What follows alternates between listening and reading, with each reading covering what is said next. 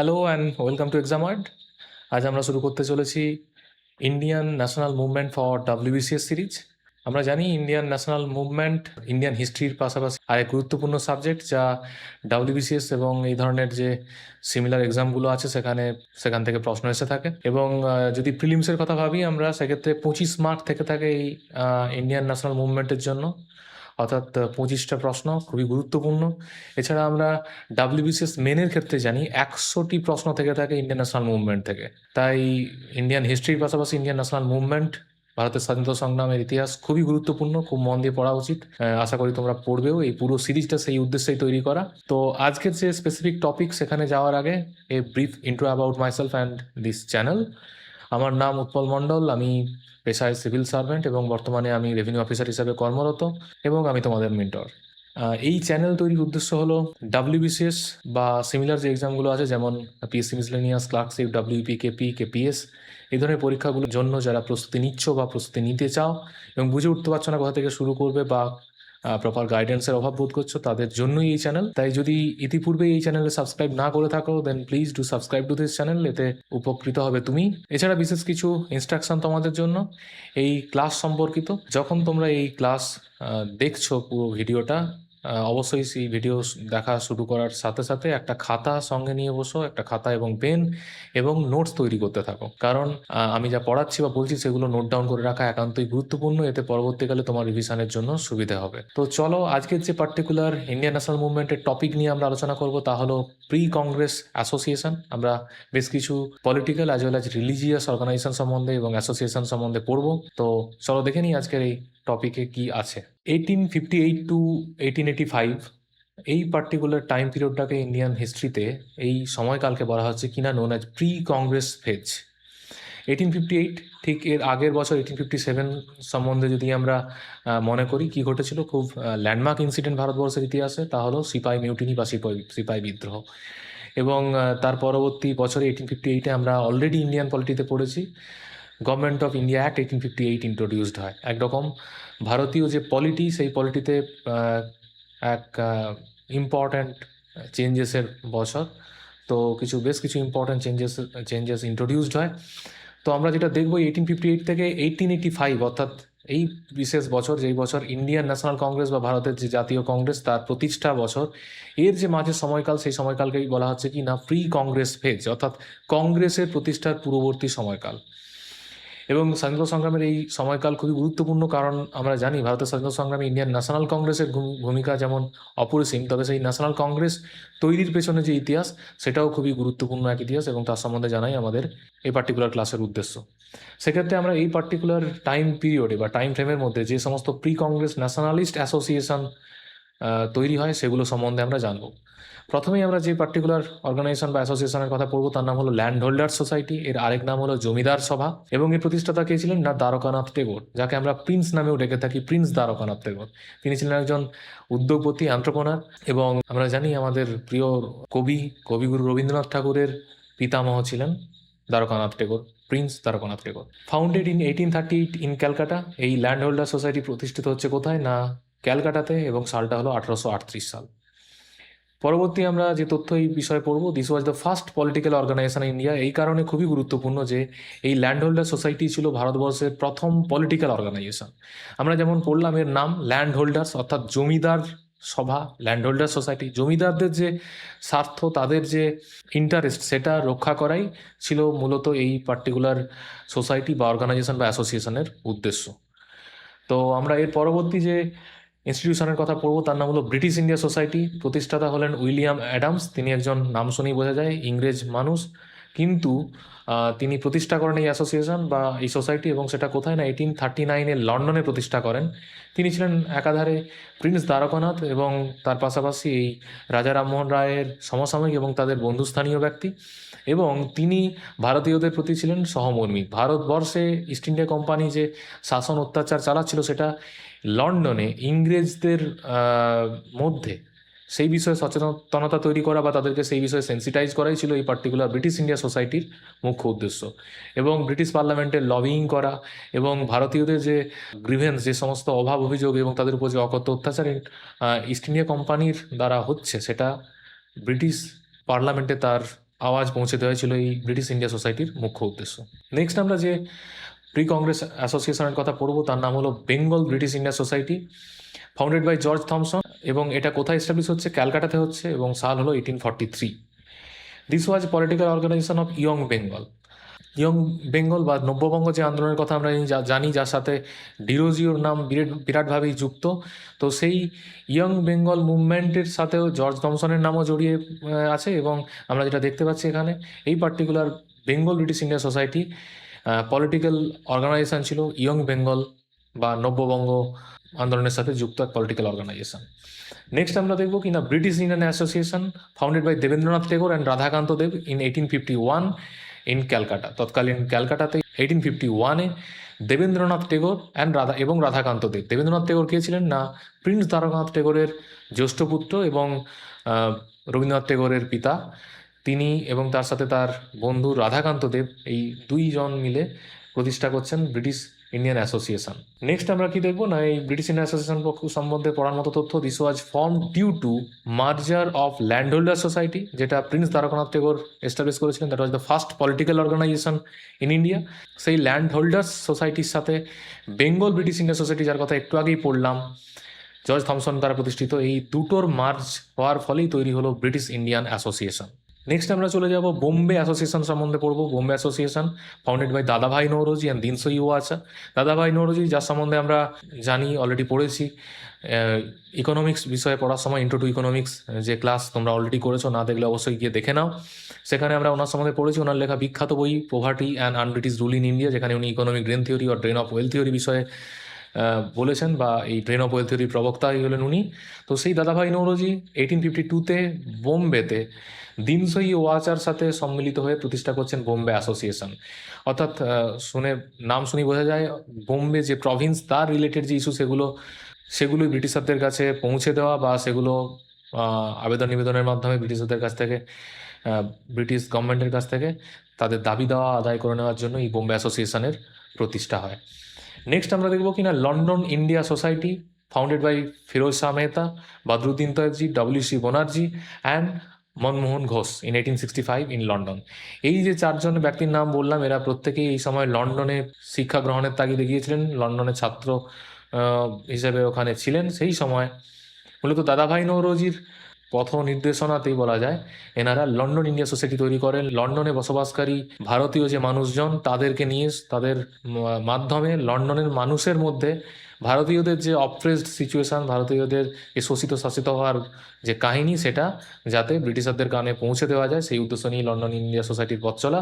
Next আমরা কি দেখবো না, ইস্ট ইন্ডিয়ান অ্যাসোসিয়েশন, সেই একই লন্ডনে এস্টাবলিশ হচ্ছে 1866-এ, এবং ফাউন্ডার কে ছিলেন না দাদাভাই নৌরোজি, এবং এর উদ্দেশ্যও ছিল সেই একই, ইস্ট ইন্ডিয়ান অ্যাসোসিয়েশনের লন্ডনের মানুষের মধ্যে ভারতীয়দের যে ক্ষোভ, যে অভাব অভিযোগ, সেই জিনিস পৌঁছে দেওয়ার একটা প্রয়াস। নেক্সট আমরা কি দেখবো না, Poona Sarvajanik Sabha, founded by M G. Ranade, G V. Joshi, S H. Chiplunkar in 1870 in পুনাতে 1870 খ্রিস্টাব্দে এই তিনজন লিডার তারা প্রতিষ্ঠা করলেন কি না, পুনা সার্বজনিক সভা। এবং জি.ভি. যোশীকে, এনাদের মধ্যে জি.ভি. যোশীকে কাকা সাহেব, এছাড়া সার্বজনিক আঙ্কেল এই নামে ডাকা হয়। নেক্সট আমরা ইন্ডিয়ান লীগ প্রসঙ্গে পড়বো, founded by Shishir Kumar Ghosh in 1875 in Calcutta. তৎকালীন ক্যালকাটাতে 1875 খ্রিস্টাব্দে শিশির কুমার ঘোষ ইন্ডিয়ান লীগ প্রতিষ্ঠা করেন। এছাড়া ওনার সাথে সেই সময় এস.এন. ব্যানার্জিও যুক্ত ছিলেন এই পার্টিকুলার ইন্ডিয়ান লীগ প্রতিষ্ঠার সাথে। নেক্সট আমরা দেখবো ইন্ডিয়ান অ্যাসোসিয়েশন বা ভারত সভা প্রসঙ্গে পড়বো। খুবই গুরুত্বপূর্ণ এক প্রি কংগ্রেস ন্যাশনালিস্ট অ্যাসোসিয়েশন হলো এই Bharat Sabha, founded by Anandamohan Bose and S N. Banerjee in 1876 in Calcutta. তো ভারত সভা প্রতিষ্ঠা হয় তাহলে 1876 খ্রিস্টাব্দে ক্যালকাটাতে। এখান থেকে প্রায়শই প্রশ্ন আসে, মাথায় রাখতে হবে। এবং যেটা সবথেকে গুরুত্বপূর্ণ তথ্য এই বিষয়ে, this was the first all Indian political organization. এটা প্রথম সর্বভারতীয় স্তরে ভারতীয়দের নিয়ে গঠিত পলিটিক্যাল অর্গানাইজেশন ছিল এই ইন্ডিয়ান অ্যাসোসিয়েশন বা ভারত সভা। নেক্সট আমরা কি দেখবো না, Madras Mahajan Sabha, founded by M Viraraghavachariar and P Ananda Charlu in Madras in 1884। এছাড়া আমরা পড়বো বোম্বে প্রেসিডেন্সি অ্যাসোসিয়েশন প্রসঙ্গে, founded by Firoz Shah Mehta, K T Telang, Badruddin Tyabji. 1885 এটা প্রতিষ্ঠা হয় এবং হয়েছিল কোথায় না, বোম্বেতে। এই যে তিনজন প্রতিষ্ঠাতার নাম পড়লাম, ফিরোজ শাহ মেহতা, কেটি তেলং অ্যান্ড বদরুদ্দিন তয়েবজি, এনাদেরকে একসাথে ট্রিও অফ বোম্বে বা বোম্বে ত্রয়ী নামেও ডাকা হয়। মনে রাখতে হবে, গুরুত্বপূর্ণ ইনফরমেশন। এতক্ষণ আমরা পড়ছিলাম সমস্ত প্রি কংগ্রেস ন্যাশনালিস্ট অ্যাসোসিয়েশন, যেগুলো জাতীয়তাবাদের উন্মেষকালে যাদের ভূমিকা ছিল অপরিসীম। কংগ্রেস অর্থাৎ ইন্ডিয়ান ন্যাশনাল কংগ্রেস প্রতিষ্ঠা হওয়ার আগে ভারতের স্বাধীনতা সংগ্রামের প্রেক্ষাপট তৈরির ক্ষেত্রে এই পার্টিকুলার অ্যাসোসিয়েশনগুলো ছিল অপরিসীম ভূমিকা।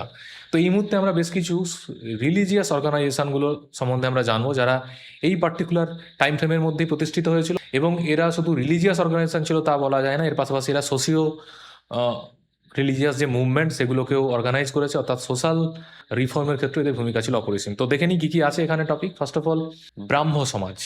যে ফার্স্ট আমরা রিলিজিয়াস অর্গানাইজেশন প্রসঙ্গে পড়ছি তা হলো ব্রাহ্ম সমাজ, ফাউন্ডেড বাই রাজা রামমোহন রয় ইন 1828। খুবই গুরুত্বপূর্ণ নাম ভারতের তথা বাংলার এবং বাঙালির জীবনে।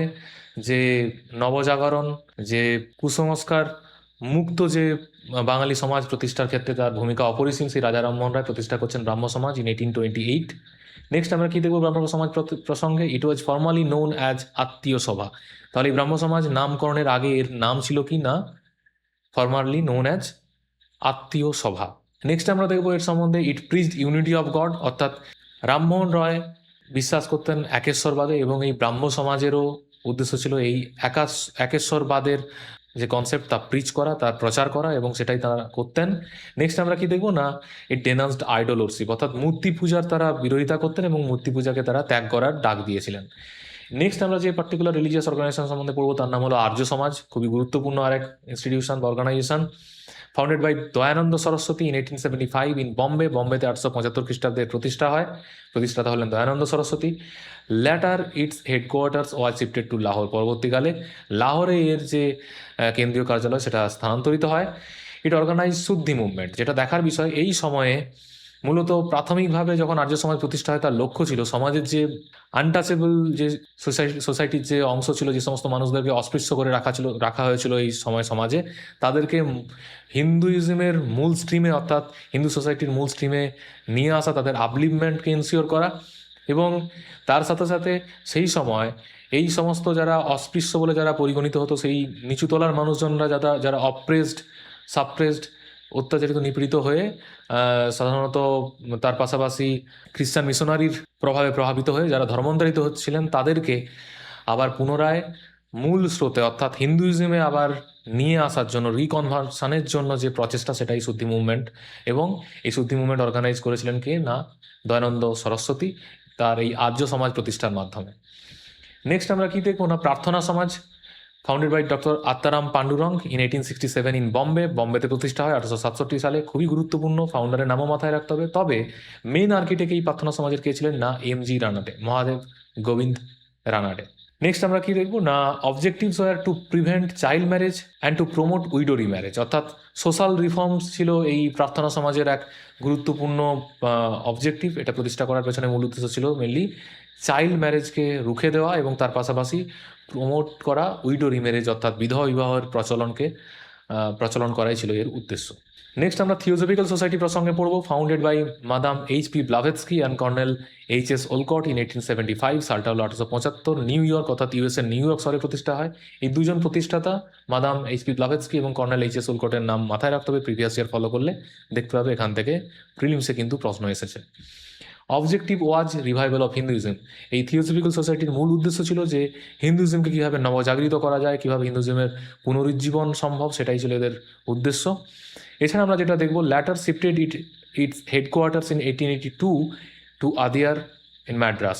প্রাথমিকভাবে আমরা দেখলাম যে নিউ ইয়র্কে 1875 সালে এটা প্রতিষ্ঠিত হলেও 1882 সালে, অর্থাৎ 7 বছর পর 82 সালে আমরা দেখতে পাচ্ছি ম্যাড্রাসের আদিয়ার নামক স্থানে এর যে কেন্দ্রীয় কার্যালয় সেটা শিফটেড হচ্ছে। এবং Annie Besant joined theosophical society in 1893, এবং পরবর্তীকালে তিনি প্রেসিডেন্টও হন 1907 সালে। অ্যানি বেসান্ত ভারতের স্বাধীনতা সংগ্রামে একজন গুরুত্বপূর্ণ পার্সোনালিটি। এনার সম্বন্ধে আমরা পরবর্তীকালে পড়ব। উনি এমনকি হোম রুল মুভমেন্ট বা হোম রুল লিগের প্রতিষ্ঠাতা, হোম রুল মুভমেন্ট তিনি পরিচালনা করেছিলেন। ওনার সম্বন্ধে আমরা বিস্তারিত পরবর্তীকালে পড়ব। নেক্সট আমরা যেটা দেখবো তার নাম হলো, যে পার্টিকুলার রিলিজিয়াস অর্গানাইজেশন সম্বন্ধে আমরা পড়বো তার নাম হলো Aligarh movement, organised by Syed Ahmed Khan in 1875 to modernize Indian Muslims. ভারতীয় মুসলিম সম্প্রদায় সেই মুহূর্তে বেশ কিছুটা পিছিয়ে পড়েছিল। তাদের আপলিফমেন্টের জন্য মেনলি আধুনিক যে ইংরেজি শিক্ষায় শিক্ষিত করে তাদেরকে সেই সময়ের যুগোপযোগী বানানোর উদ্দেশ্য নিয়ে সৈয়দ আহমেদ খান এই পার্টিকুলার অর্গানাইজেশন এবং এই পার্টিকুলার মুভমেন্ট শুরু করেন, আলিগড় মুভমেন্ট। এবং তিনি ইংরেজদের পৃষ্ঠপোষকতাও করার চেষ্টা করতেন বা করতেন এই আশা নিয়ে যে ইংরেজরা মুসলিমদেরকে অন্য নজরে দেখবে এবং তাদেরকে অন্যান্য যে জনগোষ্ঠী বা জনজাতি ভারতবর্ষে তাদের থেকে বেটার অপরচুনিটি প্রোভাইড করবে। আলিগড় মুভমেন্ট সম্বন্ধে জানলাম। নেক্সট আমরা চলে যাব আহমেদিয়া মুভমেন্ট সম্বন্ধে জানবো। Ahmadiyya movement organised by Mirza Ghulam Ahmed in 1890 in Punjab. পাঞ্জাবে 1890 খ্রিস্টাব্দে মির্জা গুলাম আহমেদ অর্গানাইজ করেন Ahmadiyya movement. Important information, Mirza Ghulam Ahmed declared himself, নিজেকে ঘোষণা করেন অ্যাজ ইনকার্নেশন অফ কৃষ্ণা, শ্রীকৃষ্ণের তিনি নিজেকে অবতার হিসেবে ঘোষণা করেন। And he engaged himself in social work, এবং তিনি মেনলি এই আহমেদিয়া মুভমেন্টের মাধ্যমে বিভিন্ন রকম সামাজিক উন্নয়নমূলক কাজকর্মের সাথে যুক্ত হয়েছিলেন। এছাড়া আমরা ব্রাহ্ম সমাজ সম্বন্ধে অলরেডি পড়েছি, তবে তার সম্বন্ধে আরও কিছু ইম্পর্টেন্ট ইনফরমেশন আমাদের পড়ার মতো রয়েছে, আরও বেশ কিছু, সেগুলো আমরা এখানে দেখে নেব। First of all, Rammohan Roy, রাজা রামমোহন রায় এস্টাবলিশড আত্মীয় সভা ইন 1815। আমরা আগেই ব্রাহ্ম সমাজ প্রসঙ্গে পড়েছিলাম যে ফরমারলি ওয়াজ নোন অ্যাজ আত্মীয় সভা, সেটাই আমরা এবার এখানে আবার দেখলাম। 1815-তে রাজা রামমোহন রায় এস্টাবলিশ করছেন আত্মীয় সভা। নেক্সট ইনফরমেশন, ইন 1828 ব্রাহ্ম সভা ওয়াজ এস্টাবলিশ বাই হিম। তাহলে এই যে ব্রাহ্ম সমাজ, এই নাম আসার আগেও তারও আগে নাম ছিল কি না ব্রাহ্ম সভা। তাহলে 1815 আত্মীয় সভার পর 1828-এ প্রতিষ্ঠিত হচ্ছে কি না ব্রাহ্ম সভা, সেটাও প্রতিষ্ঠা করছেন এই রাজা রামমোহন রায়। এছাড়া এরপর আমরা দেখব ফার্স্ট সেক্রেটারি অফ ব্রাহ্ম সভা। এই ব্রাহ্ম সভার প্রথম সেক্রেটারি ছিলেন কি না তারাচাঁদ চক্রবর্তী, মনে রাখতে হবে। নেক্সট আমরা পড়বো ইন 1830 ব্রাহ্ম সভা ওয়াজ রিনেমড অ্যাজ ব্রাহ্ম সমাজ।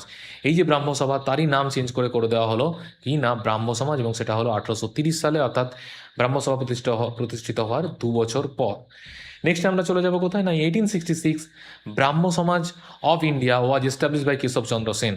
রাজা রামমোহন রায় ততদিনে ইহলোক ত্যাগ করেছেন, তিনি মারা গেছেন। তার মৃত্যুর পর তার অনুগামীদের মধ্যে থেকে কেশবচন্দ্র সেন ব্রাহ্ম সমাজ থেকে বেরিয়ে গিয়ে ব্রাহ্ম সমাজ অফ ইন্ডিয়া প্রতিষ্ঠা করলেন, এবং সেটা 1866। এই সম্বন্ধে বিস্তারিত পরে আমরা কেশবচন্দ্র সেন সম্বন্ধে যখন পড়বো তখন আমরা দেখতে পাবো। নেক্সট আমরা কি দেখবো না 1878 Sadharan Brahmo Samaj was established by Shivnath Shastri and Anandamohan Bose. পরবর্তীকালে আবার আমরা দেখলাম আরেকটা ফ্র্যাগমেন্টেশন, আরেকটা শাখা এস্টাবলিশ হতে এই ব্রাহ্ম সমাজ থেকেই, তার নাম হলো সাধারণ ব্রাহ্ম সমাজ। সেটা হচ্ছে 1878-এ, এবং এর প্রতিষ্ঠাতা ছিলেন কারা? শিবনাথ শাস্ত্রী অ্যান্ড আনন্দমোহন বোস। ইন 1880 পরবর্তীকালে আবার আমরা কেশবচন্দ্র সেনের সম্বন্ধে পড়ছি, এখানে তিনি প্রতিষ্ঠা করছেন কি না নববিধান সমাজ। তো এগুলোই ছিল আমাদের pre Congress nationalist associations as well as religious organizations সম্বন্ধে জানার বা পড়ার মতো গুরুত্বপূর্ণ তথ্য, যেখান থেকে প্রায়শই প্রশ্ন এসে থাকে WBCS প্রিলিমস এবং মেন্সে। তো এগুলো তোমরা মন দিয়ে আশা করি পড়বে। অলরেডি নোটস নির্ঘাত তৈরি করে ফেলেছো, বারবার সেগুলো রিভিশন দাও, এবং অবশ্যই প্রিভিয়াস ইয়ার ফলো করতে ভুলবে না। এবং লুসেন্ট অবজেক্টিভ জেনারেল নলেজ বা এই ধরনের কোনো রিলায়েবল সোর্স থেকে অবশ্যই MCQ সলভ করতে থাকো। এই ভিডিও দেখে যদি তোমার ভালো লাগে বা মনে হয় সামান্যতম তুমি উপকৃত হয়েছো, then please like, so that it can reach many more aspirants. এবং অবশ্যই শেয়ার করো তোমার বন্ধুদের সাথে যারা WBCS বা অন্যান্য এই ধরনের যে কম্পিটিটিভ এক্সাম সেগুলোর জন্য প্রিপারেশন নিচ্ছে। Thank you, thanks for watching, see you again, see you soon.